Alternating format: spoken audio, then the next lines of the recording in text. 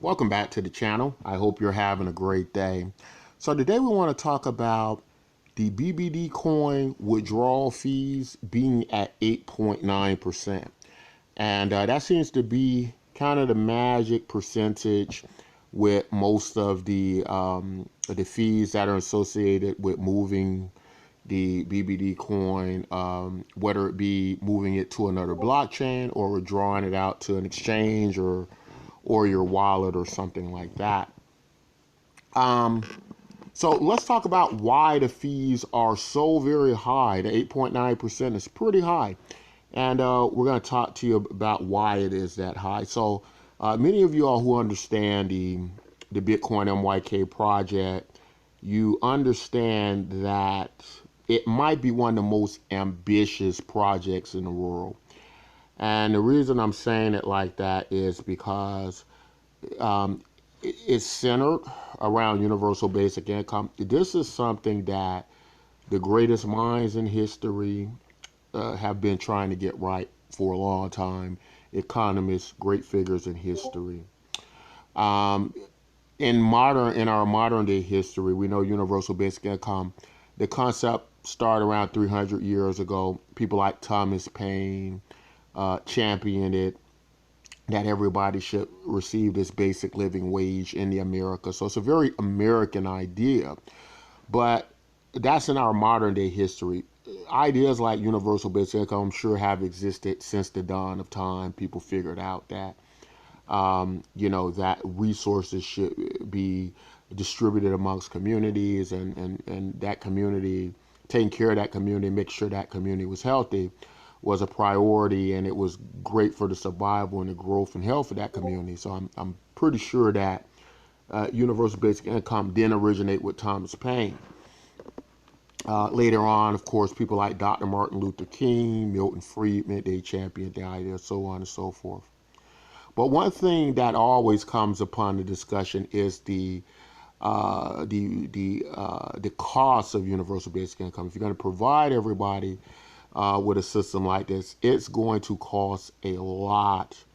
So a lot of people ask the question, how do we pay for this? So it's a twofold question. We're gonna take them apart so you can get a basic understanding of it. So the basic basis of the first part of the project, how we're able to pay for this, is in its core nature of being a Bitcoin fork. So what happens? How does this work? So a lot of people don't know that most of the cryptocurrency that exists gets distributed to Bitcoin holders, right? A lot of people don't know this because they haven't read the white paper yet. And this is a big problem in cryptocurrency. A lot of us are still chasing pump and dump coins, Ponzi schemes, pyramid schemes. And because these cryptocurrencies are so small, it's very easy for you to be in one of them and don't even know it. In fact, some of you watching this video right now are in many, might be in one right now. Um, because of that, they don't get a chance oftentimes to do any research, look into the white papers, and see that the very core idea of the Bitcoin MYK project is to be a Bitcoin fork. What generally happens is this type of osmosis and being a Bitcoin fork. Bitcoin's worth almost trillions of dollars. That value then comes into, through this osmosis, when a fork happens, some of that value can transfer over to projects like Bitcoin MYK, right? It is Bitcoin is the biggest cryptocurrency out there. It's the most known. It's still the most trusted. It's the most used to buy altcoins for the most part. So there's money being transferred through it. But because of that, it just makes more sense to be involved with the biggest network somehow. Now, of course, the other structure comes down to the transactions, right? Whether you're paying minor fees or some transactional system. The way that the Bitcoin MYK project works is you're paying the transactions to move the cryptocurrency from blockchain to blockchain, and you're paying the transactional fees to withdraw the coin.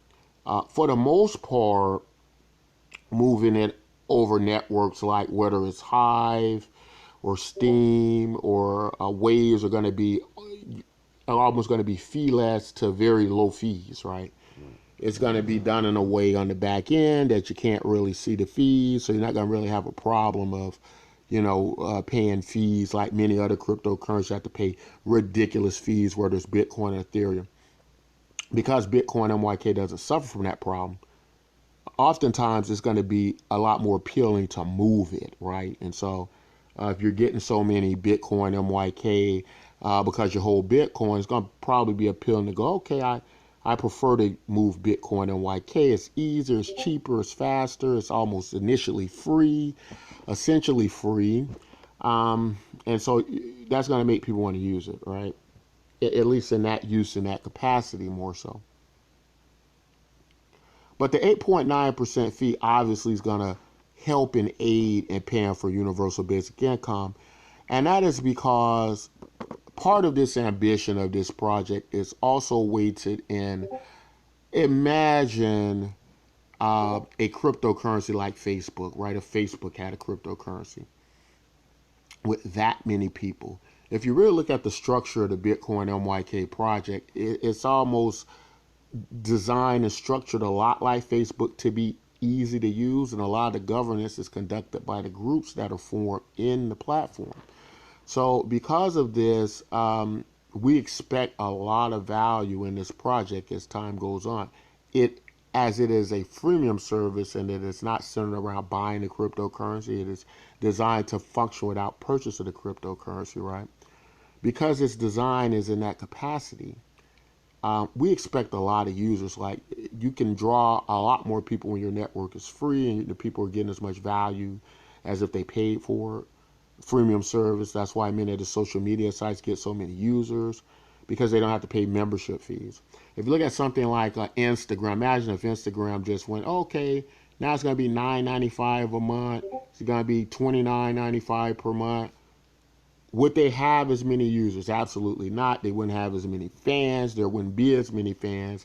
And the same thing with Facebook. And so that's why we stick to the freemium service model. It's just that ours has a cryptocurrency with it.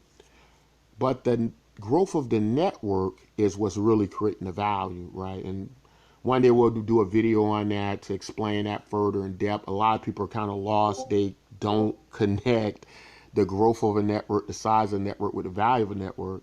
They still just feel like if a whale comes in and puts up some money, that's enough, right? They feel that whale is not an economic engine behind that. But as I said, we'll explain that in future videos. What we need to understand now is that this is a self-generating system value-wise. When accounts are formed, they mint the cryptocurrencies, they receive the cryptocurrency. When the fees, when they try to withdraw the cryptocurrency, so many of 8.9% of them go back to be recirculated as universal basic income, right? So that's helping to fund these projects. So that's why it's going to 8.9%. Most of the other fee structures work on that level again to pay for what's going to be a very ambitious, expensive project. But that, I believe, is going to be the key to cryptocurrency becoming mainstream, being mass adopted. When everybody know all they have to do is sign up to Bitcoin, myk.com. They don't need any money.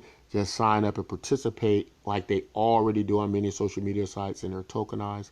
When they realize that, and when they start using Bitcoin MYK, that's when we're going to see this tremendous big network, we believe, grow and have this tremendous value. And we see no reason why that isn't conceivably possible and likely. But that's the explanation of why the 8.9% fee, and that's all I want to say in this video. If you like content like this, don't forget to like, subscribe, and until next time, as always, take care of yourselves and each other.